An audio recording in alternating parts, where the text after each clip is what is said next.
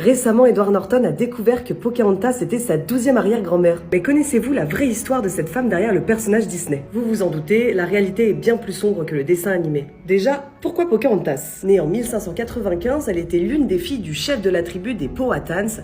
À la base, son nom était Matoaka, qui signifie petite plume de neige, mais elle a rapidement été surnommée Pocahontas. La signification, petite impudique à cause de son caractère espiègle.